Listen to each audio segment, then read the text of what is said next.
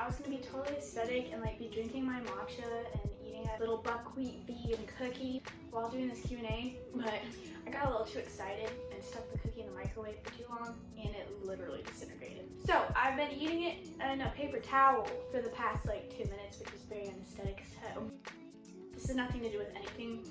If you have a dairy intolerance or sensitivity or an everything sensitivity like me, matcha is the way to go. Matcha with almond milk. You do have to get used to it, but it's definitely worth it. Isn't it, Lucy? Smell? Do you want to smell it? I love it now, but anyway, okay. This is my beloved mug. I was gonna make myself a small cup of matcha, and this is about as big in my head, So today I'm here with a Q&A video. The first question was from Peach and Poppy, and she asked, how do you find time to run a beloved one? So this is a really good question, and actually my friend Abby asked this a couple months ago too.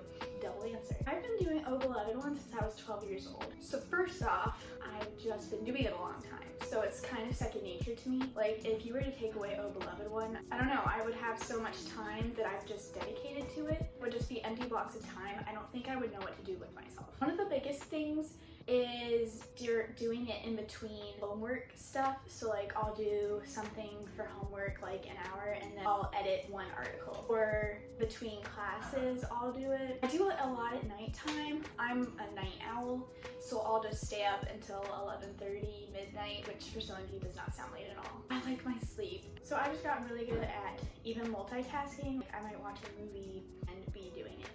If you are passionate about something and you want to do it, you will find time.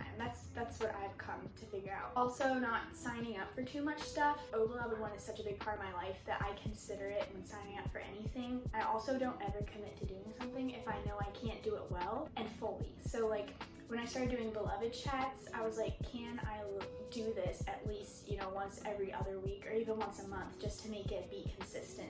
Because I hate telling my audience I'm gonna do something and then not doing it.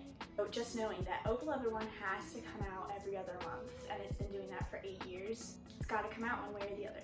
Alright, so Peach and Poppy also asked what my theology is like Calvinism, Arminianism, which I'm so glad you asked about that because I'm actually very passionate about that. At my school, we have to take a bunch of Bible classes. So one of them was about Bible doctrines, and we compared Calvinism and Arminianism. I became very, very strong about my stance, and I think that was really cool for me because I felt like an adult being like, okay, this is what I believe about the Bible. On the test, we were supposed to do a small essay and explain whether we believed Calvinism or Arminianism and why. And I didn't care if I got points off. I literally wrote, I don't believe either. And here's why. I'm rusty on what both of them are. Basically, I believe that God has given us a free will, so we are responsible for choosing to trust in God and choosing to be a Christian. However, God is also omnipotent, and the Bible does say that, you know, He calls His people. He has predestined us since the beginning of time. I mean, He's written our stories. So in the eyes of a human, that doesn't make sense. How can we have a free will, yet God has written our stories and called people? I think a lot of people get tripped up on that, and that's where Calvinism versus Arminianism comes in. Honestly, it doesn't make sense to human minds, but does anything God do have to make sense to us? I love the Bible verse about how His ways are higher than our ways and His thoughts higher than our thoughts. God has a right to not make everything make sense to us. We have fallible, uninfinite minds, and someday we will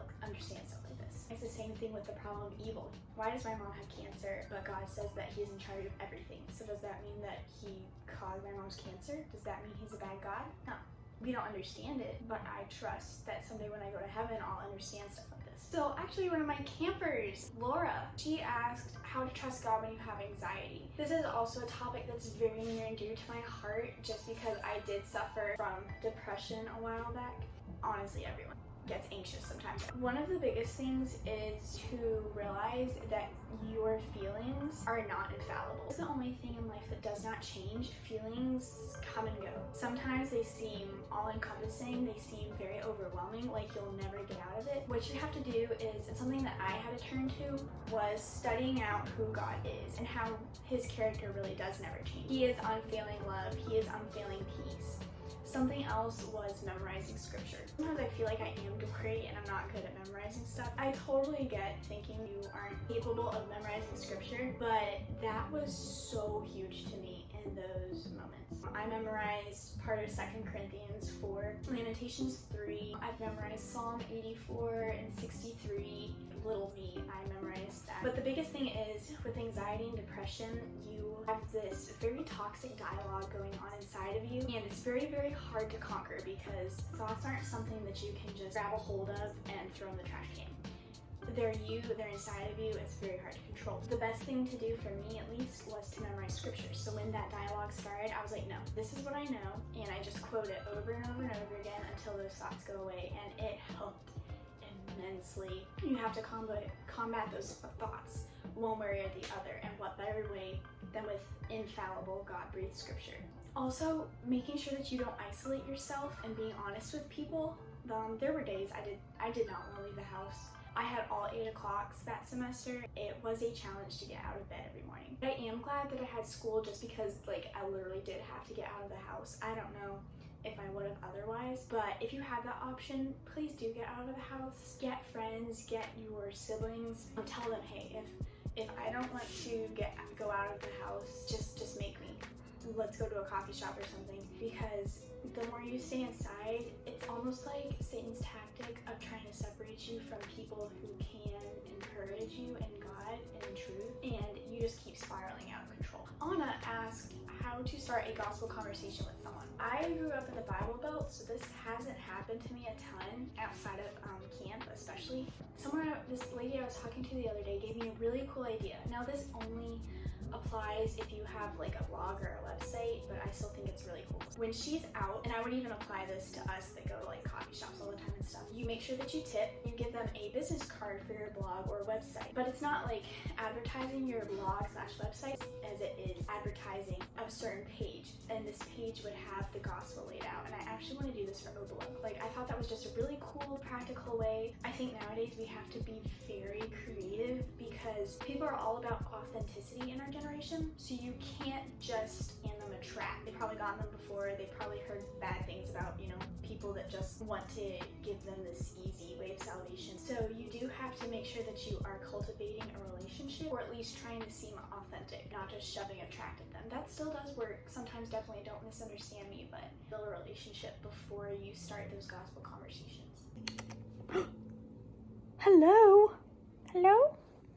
Alright, so the last question was from Brooklyn Elise, and she asked how to stay consistent with morning devotions. Before 2018, I was not consistent with my devotions. The camp that I went to, they helped you stay accountable for your devotions, which really, really helped put me in the mindset of doing it every single morning. So one of my biggest things is making a morning routine. Now, you have to understand, I am not a planner at all. I'm not a routine person, really. The idea of doing something every single day kind of grosses me out, but I have made it enjoyable enough, and I know that devotions are important enough that I need to make a routine in order to do it. My morning routine, the first thing that I do is I literally roll out of bed, and right there next to my bed, I say a quick prayer and then start my devotion. I think it's extremely important to not start out your day by checking your texts and emails. That is really hard, I know, especially if you were waiting on a text or email from someone specifically, but it's not going to kill you to not check your phone for 30 minutes, One of my biggest things is making sure that my devotions are as long as other things I deem important. So right after my devotions, I do a quick workout because